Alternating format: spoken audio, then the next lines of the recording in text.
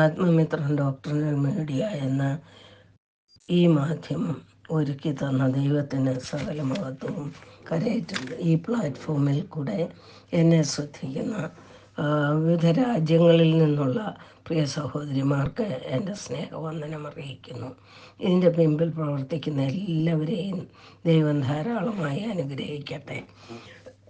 ചുരുങ്ങിയ സമയത്തെ ഇന്നത്തെ ധ്യാനത്തിനായി നമുക്ക് 1 ശമൂവേൽ 1-ാം അധ്യായത്തിൽ നിന്നും ചിന്തിക്കാം.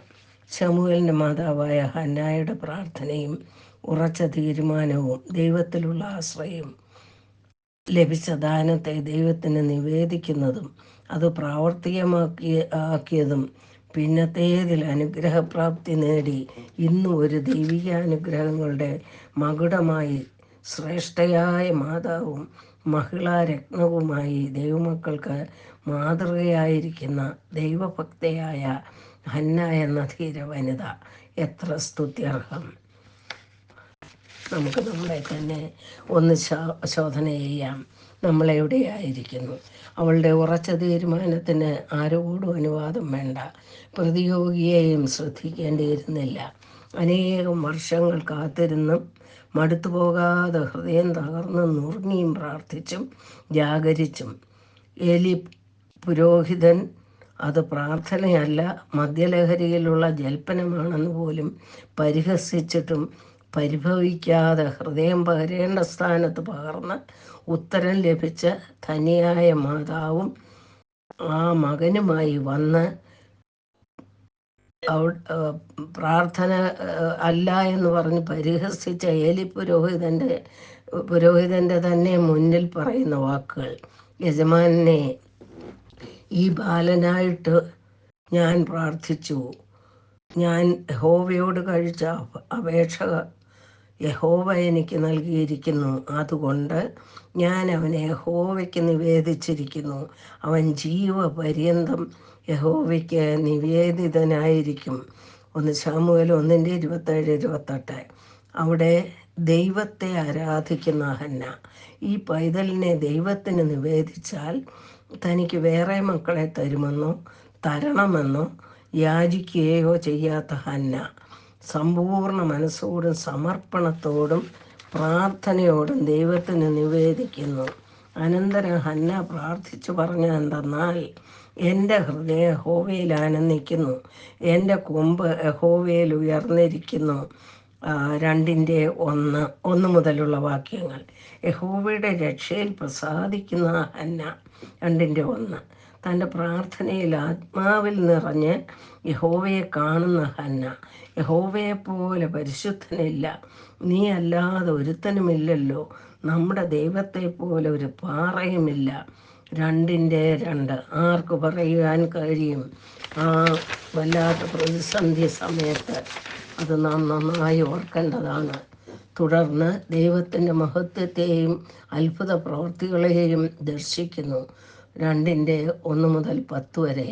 ഈ മഹാദൈവത്തെ ശുശ്രൂഷിപ്പാനായി തൻ്റെ പിഞ്ചു മകനെ ദൈവാലയത്തിൽ താൻ നേർന്നതുപോലെ തന്നെ ഏലി പുരോഹിതൻ്റെ അടുക്കൽ ഏൽപ്പിച്ച് വിശ്വാസത്തോടും ധൈര്യത്തോടും സംശയലേശമില്ലാതെ ഭർത്താവിനോടൊപ്പം ഭവനത്തിലേക്ക് മടങ്ങിപ്പോകുന്നു. വാക്യം 11. അവളുടെ യഹോവാഭക്തിയും വിശ്വാസവും എത്ര അനുകരണീയം. മടങ്ങിച്ചെന്ന് ആ മാതാവ് മകനു വേണ്ടി ദൈവത്തോടുള്ള പ്രാർത്ഥനയിൽ ജാഗരിച്ചു കൊണ്ടിരുന്നു. സംശയമില്ല, ശമൂവേൽ ബാലനോ പഞ്ഞിനൂൽ കൊണ്ടുള്ള അങ്കി ധരിച്ച് യഹോവയുടെ സന്നിധിയിൽ ശുശ്രൂഷ ചെയ്തു പോന്നു. 2:18. അവൻ്റെ അമ്മ ആണ്ടുതോറും ഒരു ചെറിയ അങ്കി ഉണ്ടാക്കി തൻ്റെ ഭർത്താവിനോട് കൂടെ വർഷാന്തരയാഗം കഴിപ്പാൻ വരുമ്പോൾ അവന് കൊണ്ടുവന്ന് കൊടുക്കും. വാക്യം 19.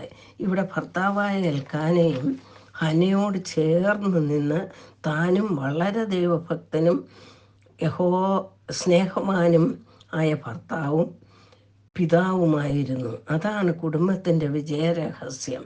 അനേക കുടുംബങ്ങൾ തകർന്നുകൊണ്ടിരിക്കുന്നത് അന്യോന്യ സ്നേഹമോ കരുതലോ സമർപ്പണമോ ഇല്ലാത്ത ജീവിതം കൊണ്ടാണ്. മാതൃകയാക്കേണ്ട ഗുണവിശേഷമാണ് ഇവിടൊക്കെ നാം കണ്ടത്. ഹന്നയ്ക്കോ അവൻ ഹന്നായെ സ്നേഹിക്കൊണ്ട് ഇരട്ടി ഓഹരി കൊടുക്കും. 1:5. പ്രതിയോഗി അവളെ പരിഹസിക്കുമ്പോൾ അവൾ കരയും, വഴക്കിന് പോകില്ല.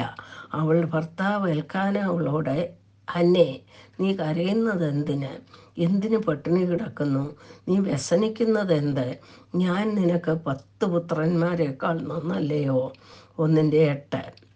യഹോവ അവളുടെ ഗർഭം അടച്ചിരിക്കുന്നു എന്ന ബോധ്യം ഉണ്ടായിരുന്നതിനാൽ അവൻ സാധാരണ ഭർത്താക്കന്മാരെ പോലെ അവളെ നിന്ദിക്കുകയോ ദൂഷിക്കുകയോ ചെയ്യാതെ ദൈവത്തിലുള്ള ഉറച്ച വിശ്വാസത്താൽ അവളെ ധൈര്യപ്പെടുത്തി ആശ്വസിപ്പിച്ചിരുന്നു. അതാണ് ഒരു കുടുംബത്തിൻ്റെ വിജയരഹസ്യം. എത്രയോ കുടുംബ ബന്ധങ്ങൾ തകരുന്നത് ഇങ്ങനെയുള്ള അവസരത്തിലെ പരിഹാസങ്ങളും നിന്ദയും ദുഷിയുമല്ലേ? ചിന്തിക്കുക, ശ്രദ്ധിക്കുക. ഏത് പ്രതിസന്ധിയിലും തളരാതെ അന്യോന്യം ധൈര്യവും സ്നേഹവും പകർന്ന് മുന്നേറിയാൽ കുടുംബജീവിതങ്ങൾ ഉറപ്പുള്ളതായിരിക്കും. മറിച്ച് പകയും ദുഷിയും നിന്ദയുമായാലോ? എന്നെ കേൾക്കുന്ന ഏതെങ്കിലും സഹോദരിമാർക്ക് ഈ വിധ പ്രതിസന്ധികളുണ്ടെങ്കിൽ അസാധ്യങ്ങളെ സാധ്യമാക്കി തരുന്ന നമ്മുടെ കർത്താവിൽ മാത്രം ചാരാം.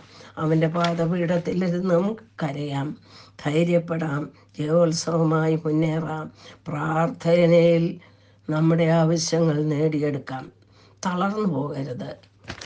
പ്രിയ സഹോദരിമാരെ, നമുക്ക് ഹന്നായെ പോലെ ഒരു ഉറച്ച കുലുങ്ങാത്ത വിശ്വാസിനിയായി ദൈവത്തിൽ സമ്പൂർണ്ണ ആശ്രയം വെച്ച് നമുക്ക് തന്നിരിക്കുന്ന ദാനങ്ങളെ ദൈവത്തിനായി സമ്പൂർണമായി പ്രതിഫലേച്ഛ കൂടാതെ സമർപ്പിച്ച് ക്രിസ്തീയ ജീവിതം ധന്യമാക്കാം, ജയജീവിതം നയിക്കാം.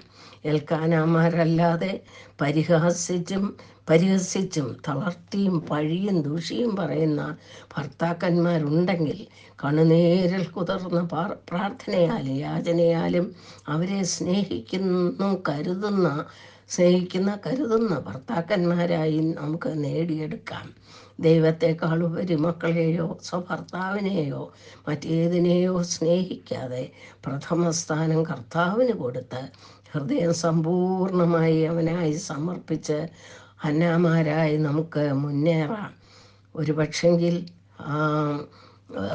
ഏലി പുരോഹിതന്മാരെ പോലുള്ള പുരോഹിതന്മാർ പരിഹസിക്കുന്നവർ കണ്ടെന്നിരിക്കും. യാതൊരു വിധത്തിലും തളർന്നു പോകരുത്. ജയം നിശ്ചയം. വലിയവനായ ദൈവം അതിന് നമ്മെ സഹായിക്കട്ടെ. ഈ ഒരു പഠന നിമിത്തം ദൈവം നമുക്ക് അതിനായി ബലവും ധൈര്യവും തരട്ടെ. ആമേൻ.